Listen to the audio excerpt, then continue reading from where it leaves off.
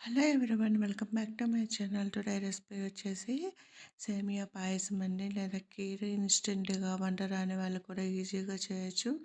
ముందుగా ఒక 2 కప్పులు పాలు వేసుకొని, పాలు పొంగొచ్చేదాకా మనం బౌల్లో వేసుకొని మరిగించుకుందాము. ఇలా పాలు మరిగిన తర్వాత స్టవ్ని లో ఫ్లేమ్లోకి పెట్టేసుకొని ఈ సేమియాని, ఇన్స్టెంట్ సేమియా మిక్స్ని పాలల్లో వేసేసుకొని కంటిన్యూస్గా కలుపుకుంటూ ఉందాం ఒక 15 నిమిషాలకి.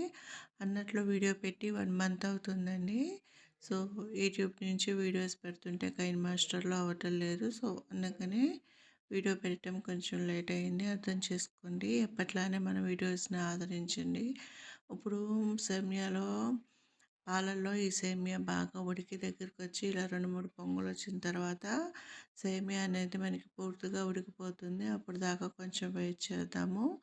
మనకి వంట రాని వాళ్ళు కూడా సింపుల్గా ఈ సేమియా ప్యాకెట్ తెచ్చుకొని కీర్ చేయొచ్చు. ఇప్పుడు పాలలో బాగా దగ్గరికి వచ్చి సేమియా మరిగిపోతుంది కదా, మనకి ఇంక ఇందులో ఏమీ వేసే పని ఉండదండి. ఇందులోని షుగరు, యాలకులు, అలాగే యాలకుల పొడి, కిస్మిస్, జీడిపప్పు ఉంటాయి. ఇప్పుడు స్టవ్ ఆఫ్ చేసేసుకుని దీన్ని ఒక బౌల్లోకి సర్వ్ చేసుకుంటే ఇన్స్టెంట్ సేమియా మనకి రెడీ అయిపోయింది. ఇంకెందుకు ఆలస్యం, వీడియో కనుక నచ్చినట్లయితే లైక్ చేసి, షేర్ చేసి, సబ్స్క్రైబ్ చేసుకోండి ఇలాంటి మంచి మంచి వీడియోస్ కోసం.